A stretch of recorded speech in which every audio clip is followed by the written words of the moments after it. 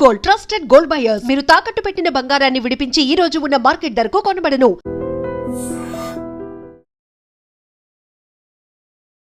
Hi sir. Hi.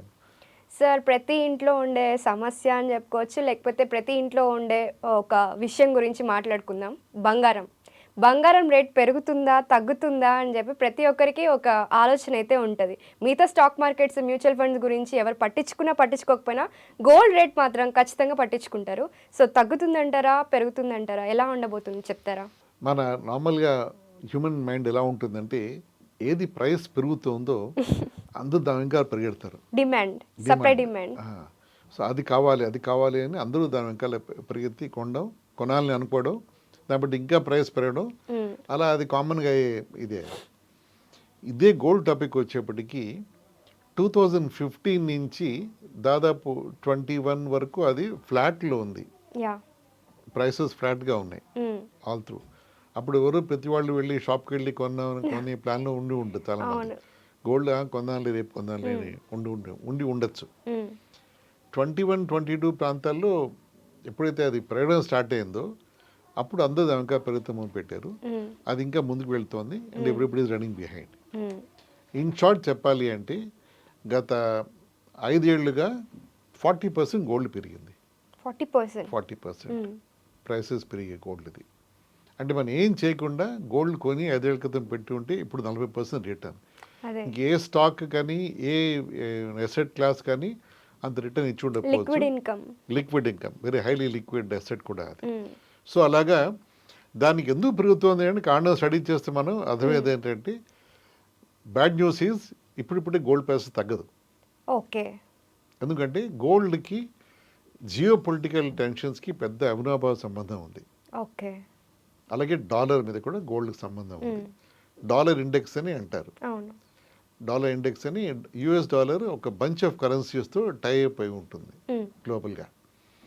ఆ dollar index 100 కింద ఉంటే డాలర్ వీక్ అనే అనుకోవాలన్నమాట. ఆ కరెన్సీస్కి అగెయిన్స్ట్గా. ఆ కరెన్సీస్ ఏమిటంటే Swiss franc, Canadian dollar, Japanese yen, euro, ఇలా కొన్ని కరెన్సీస్కి దాని టైప్ ఉంటుంది ఆ డాలర్ వాల్యుయేషన్. ఆ వాల్యుయేషన్ డాలర్ నెంబర్ కానీ ఆ ఇండెక్స్ కానీ 100 లోపల ఉంటే డాలర్ వీక్ అని అర్థం.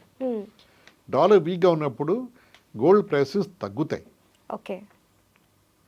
తగ్గినప్పుడు అంటే అక్కడ యుఎస్ గ్లోబల్ మార్కెట్స్లో ఏదైనా ప్రోడక్ట్ ప్రైసెస్ తగ్గితే డిమాండ్ పెరుగుతుంది. సో డిమాండ్ ఎక్కువ అయిపోవడంతో మళ్ళీ ప్రైసెస్ పెరిగిపోతాయి. ఓకే. సో అదే అవుతుంది యాక్చువల్గా. ఇప్పుడు అంటే డాలర్ ప్రైస్ పడినప్పుడు మన గోల్డ్ ప్రైసెస్ పెరిగిపోతాయి. అది డైరెక్ట్ లింక్ అనుకోవచ్చు దాన్ని మనం. సో ఇప్పుడు డాలర్ దాదాపు ఒక 2-3 ఇయర్స్గా వీక్గానే ఉంది. బిలో 100 డాలర్ ఇండెక్స్ ఉంది. సరే, డాలర్ వర్సెస్ ఇండియా మన రూపీ విషయం పక్కన పెడదాం, అది వేరే టాపిక్. అది dollar by it self against global currencies is trading at subsidise rate. అది వీక్గా ఉంది. దాన్ని బట్టి గోల్డ్ ప్రైసెస్ ఇండియాలో పెరిగిపోతాయి. అలా అది కాకుండా అన్ని దేశాలు గోల్డ్ కొని పెట్టుకుంటాయి రిజర్వ్స్ కింద. ఎందుకంటే gold is the biggest bet, సేఫ్టీకి వాడుకునే టూల్ గోల్డ్ అన్నమాట ఎకానమీకి.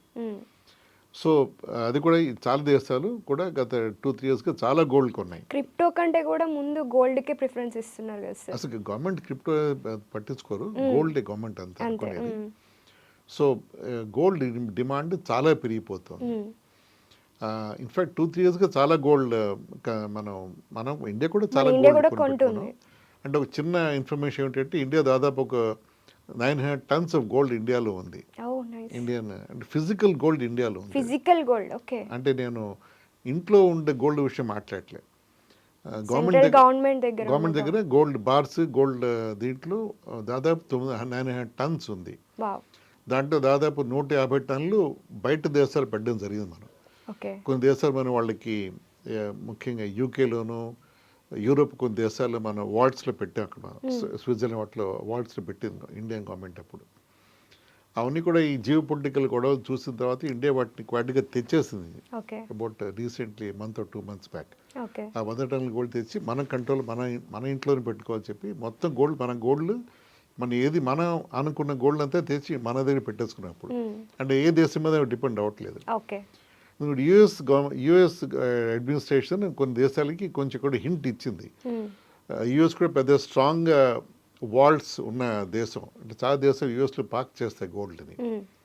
యూఎస్ ఏదో ఇష్యూస్ వల్ల లింక్ చేస్తేమో అనిపించింది, ఓకే. అంటే వాళ్ళ పాలసీస్కి ఆ గోల్డ్ డెలివరీకి వాటికి కొంచెం భయపడి ఇండియా కూడా డెఫినెట్గా అని బయట దేశాలు ఎందుకంటే తెచ్చేసుకున్నది. సో ఎక్కడా లేకుండా మన గోల్డ్ మన దగ్గరే ఉంది ఇప్పుడు. కరెక్ట్, మన దగ్గరే ఉంది, తెచ్చి పెట్టుకున్నాం, which is right thing to do also.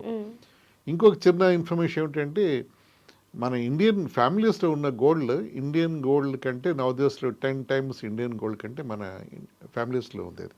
Oh yes nice. Yes yes. Okay. So అంటే ప్రతి ఫ్యామిలీ వాళ్ళందరూ ఉన్న గోల్డ్ కానీ గవర్నమెంట్కి ఇస్తే ఇంకా ఎక్కువ ఎకానమీకి అవుతుంది. కంటే ఇంకా పెద్దగా అవుతుంది. జీడిపి ఈక్వల్గా మనం గోల్డ్ ఉందని ఒక టాక్ అయితే ఉంది.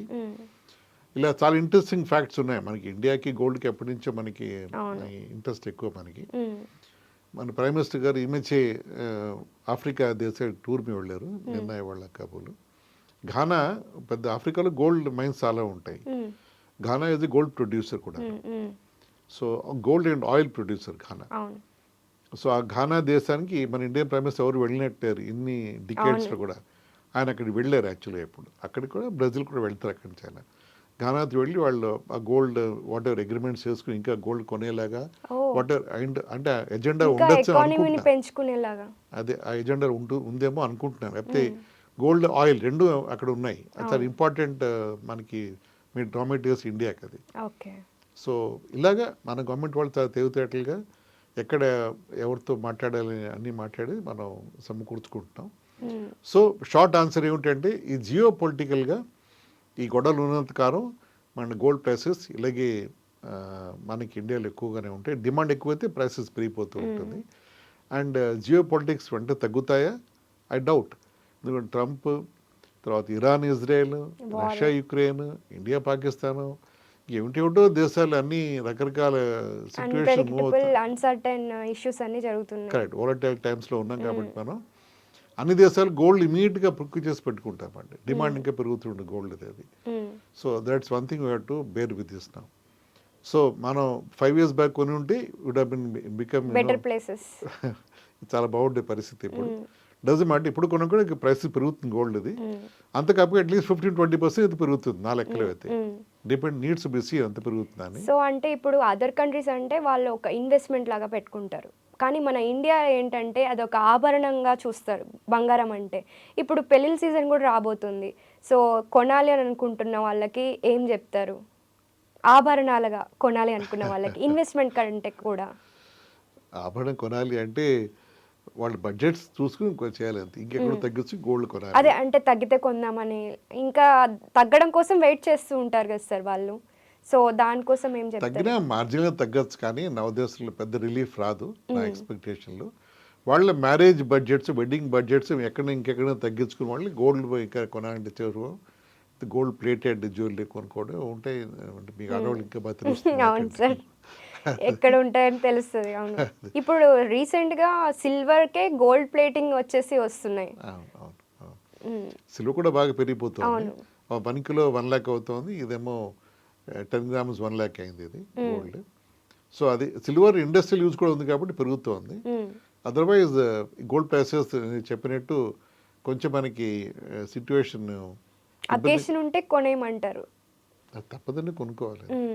తగ్గుతుంది అనే ఆలోచన పెట్టుకొని వెయిట్ చేయొద్దంటారా? కరెక్ట్. తగ్గుతుంది నా ఉద్దేశం, తగ్గుతుంది అనుకోను నేను. తగ్గితే వెల్కమ్, కానీ I doubt really. So I have to live with this volatile situation for some more time ఏమో అనిపిస్తుంది నా లెక్కలో. Okay sir, thank you so much. Thank you.